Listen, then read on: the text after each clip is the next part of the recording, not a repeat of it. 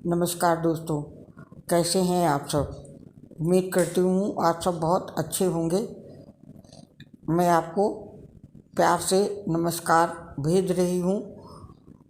दोस्तों, मैंने पिछली बार ज्योतिर्लिंग सोमनाथ की जानकारी दी थी। आज आपके साथ शेयर कर रहे हैं मल्लिकार्जुन ज्योतिर्लिंग की जानकारी। तो बोलते हैं पहले हर हर महादेव। आंध्र प्रदेश के कृष्णा जिले में कृष्णा नदी के तट पर श्रीशैल पर्वत पर श्री मल्लिकार्जुन विराजमान है। इसे दक्षिण का कैलाश कहते हैं। अनेक धर्म ग्रंथों में इस स्थान की महिमा बताई गई है। महाभारत के अनुसार श्रीशैल पर्वत पर भगवान शिव का पूजन करने से अश्वमेध यज्ञ करने का फल प्राप्त होता है। कुछ ग्रंथों में तो यहाँ तक लिखा है कि श्रीशैल पर्वत के शिखर के दर्शन मात्र करने से दर्शकों के सभी प्रकार के कष्ट दूर भाग जाते हैं, उसे अनंत सुखों की प्राप्ति होती है और आवागमन के चक्कर से मुक्त हो जाता है। आइए जानते हैं कि श्री मल्लिकार्जुन ज्योतिर्लिंग किस प्रकार से स्थापित हुआ। इसके पीछे यह पौराणिक कथा है। शिव पुराण के अनुसार ये कथा शिव जी के परिवार से जुड़ी हुई है। भगवान शिव के छोटे पुत्र गणेश जी कार्तिकेय से पहले विवाह करना चाहते थे। जब ये बात शिव जी और माता पार्वती को पता चली तो उन्होंने इस समस्या को सुलझाने के बारे में विचार किया। उन्होंने दोनों के सामने एक शर्त रखी। उन्होंने कहा कि दोनों में से जो कोई भी पृथ्वी की पूरी परिक्रमा करके पहले लौटेगा, उनका विवाह पहले कराया जाएगा। जैसे ही कार्तिकेय ने यह बात सुनी तो पृथ्वी की परिक्रमा करने के लिए निकल गए, लेकिन गणेश जी टस से मस नहीं हुए। वो बुद्धि के तेज थे। उन्होंने अपने माता पिता यानी माता पार्वती और भगवान शिव की ही पृथ्वी के समान बताकर उनकी परिक्रमा कर ली। इस बात से प्रसन्न होकर और श्री गणेश जी की चतुर बुद्धि को देखकर माता पार्वती और शिव जी ने उनका विवाह करा दिया। जब कार्तिकेय पृथ्वी की परिक्रमा कर वापस आए तो उन्होंने देखा कि गणेश जी का विवाह विश्वरूप प्रजापति की पुत्रियों के साथ हो चुका था, जिनका नाम रिद्धि और बुद्धि था। इनसे गणेश जी को क्षेम और लाभ दो पुत्र भी प्राप्त हुए। कार्तिकेय देव ऋषि नारद ने सारी बात बताई। इस बात से कार्तिकेय जी नाराज हो गए और माता पिता के चरण छूकर वहाँ से चले गए। कार्तिकेय कांच पर्वत पर जाकर निवास करने लगे। उन्हें मनाने के लिए शिव पार्वती जी ने नारद जी को वहाँ भेजा, लेकिन कार्तिकेय जी नहीं माने। फिर पुत्र मोह में माता पार्वती भी उनके पास उन्हें लेने गईं। उन्हें देखकर कार्तिकेय पलायन कर गए। इस बात से हताश होकर माता पार्वती वहीं बैठ गईं। वहीं भगवान शिव भी ज्योतिर्लिंग के रूप में यहाँ प्रकट हुए। उसके बाद से ही इस जगह को मल्लिकार्जुन ज्योतिर्लिंग के नाम से जाना जाने लगा। इसका नाम मल्लिकार्जुन ऐसे पड़ा क्योंकि माता पार्वती के नाम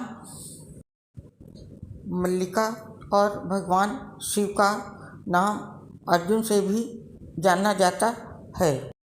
एक अन्य कथानक के अनुसार कांच पर्वत के समीप में ही किसी चंद्रगुप्त नामक किसी राजा की राजधानी थी।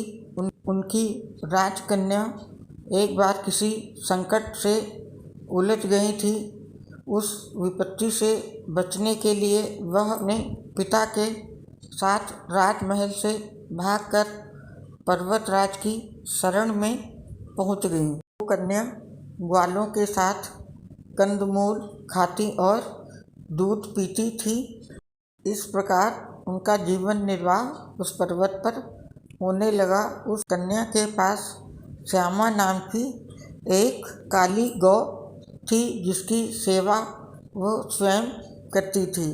उस गौ के साथ एक विचित्र घटना घटित होने लगी। कोई व्यक्ति छिपकर उस गौ का दूध निकाल लेता था। एक दिन उस कन्या ने एक चोर को श्यामा का दूध दूहते हुए देख लिया।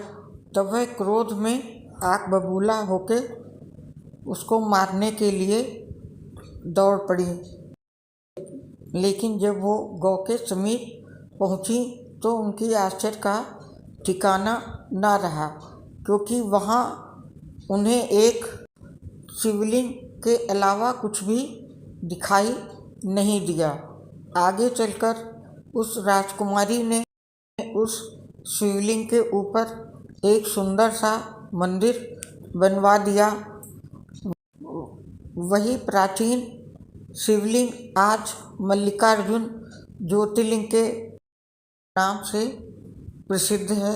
मंदिर का भली भांति सर्वेक्षण करने के बाद पुरातत्ववेत्ताओं ने अनुमान किया है कि इसका निर्माण कार्य लगभग 1000 वर्ष प्राचीन यानी पुराना है। इस ऐतिहासिक मंदिर के दर्शनार्थ बड़े बड़े राजा यहाँ समय समय पर आते रहे हैं। इतिहास के अनुसार विजयनगर के महाराजा द्वारा इसका निर्माण कराया गया था। आज से लगभग 500 वर्ष पूर्व श्री विजयनगर के महाराजा कृष्ण राय यहाँ पहुँचे थे। उन्होंने यहाँ एक सुंदर का निर्माण कराया था, जिसका शिखर सोने का बना हुआ था। उसके 150 वर्षों के बाद महाराजा शिवाजी भी मल्लिकार्जुन ज्योतिर्लिंग के दर्शन हेतु मौज पर्वत पर पहुँचे थे। उन्होंने मंदिर से थोड़ी ही दूरी पर यात्रियों के रुकने के लिए एक उत्तम धर्मशाला बनवाई थी।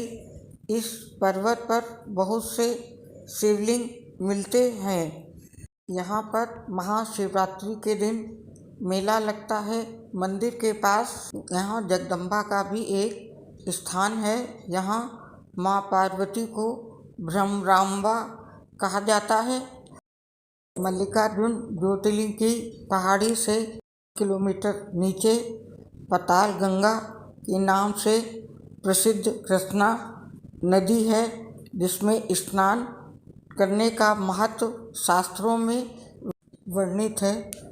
मंदिर के निकट ही माता जगदम्बा जी का भी मंदिर है, जो माता के 51 शक्तिपीठों में से एक है। माता पार्वती रांभा या ब्रह्मरांबिका कहलाती हैं। कहा जाता है माता सती की ग्रीवा यानी गर्दन गिरी थी। ब्रह्मा जी ने सृष्टि कार्य की सिद्धि के लिए इनका पूजन किया था। मल्लिकार्जुन मंदिर की वास्तुकला बहुत ही सुंदर और जटिल है। मंदिर में द्रविड़ शैली में ऊंचे स्तंभ और विशाल आंगन बनाया गया है, जो कि विजयनगर वास्तुकला के बेहतरीन नमूनों में से एक है। यहाँ शिव व के संग शिव विराजमान हैं। जो सत्पुरुषों की गति और अपने भक्तों के मनोरथ पूर्ण करने वाले हैं। ऐसा माना जाता है शिव शिवा समेत आज भी इस पर्वत पर विराजमान है। सावन के महीने में यहाँ पर बहुत बड़ा मेला लगता है। देश विदेश से शिव भक्त यहाँ भगवान शंकर के दर्शन के लिए आते हैं। इस मंदिर की बनावट और सुंदरता देखते ही बनती है। मंडप में नंदी जी की विशाल मूर्ति है। करते हैं मंदिर के अंदर दर्शन करने जाने के लिए कुछ नियम हैं। मंदिर परिसर के अंदर किसी भी पश्चिमी कपड़े की अनुमति नहीं है। यदि लड़कियां कोई एथनिक कपड़ा पहनती हैं तो लड़कियों को अपने पूरे शरीर को साड़ी या दुपट्टे के साथ परिधान के ऊपर ढकना चाहिए। अगर महिलाओं ने दुपट्टा या साड़ी नहीं पहनी है तो मंदिर के अंदर जाने की सख्त मनाही है। बात पुरुषों की आती है तो यही नियम लागू होता है। मंदिर के अंदर पश्चिमी कपड़े और कोई शॉर्ट्स की अनुमति नहीं है। यदि दर्शन करने के लिए जा रहे हैं तो दर्शन के लिए मंदिर के अंदर प्रवेश करने के लिए पारंपरिक रूप से कुर्ता पैजामा या वेष्टी या शर्ट पतलून होनी चाहिए। ये नियम मंदिर की सांस्कृतिक मर्यादा को बनाए रखने के लिए हैं। मुख्य मंदिर के अंदर स्मार्टफोन या किसी भी प्रकार का ले जाना सख्त मना है। इन्हें मंदिर परिसर के पास रखा जा सकता है। गैजेट्स और लगेज के लिए यहाँ लॉकर उपलब्ध हैं। और इसके साथ ही एक ख़ास बात यह है कि जो पुरुष हैं जब वो दर्शन के लिए जाएंगे तो उन्हें अपनी शर्ट उतारनी पड़ती है। ऐसा वहाँ नियम है कि नंगे सीने ही भगवान के दर्शन किए जाते हैं। तो ये थी इस ज्योतिर्लिंग के बारे में थोड़ी जानकारी। आपने अपना वक्त दिया, इसके लिए आपका बहुत बहुत धन्यवाद। ये इस मंदिर की कुछ तस्वीरें हैं। अब आपसे विदा लेते हैं। अगले ज्योतिर्लिंग के साथ आपसे फिर मुलाकात होगी। नमस्कार दोस्तों, बोलो भोलेनाथ की जय।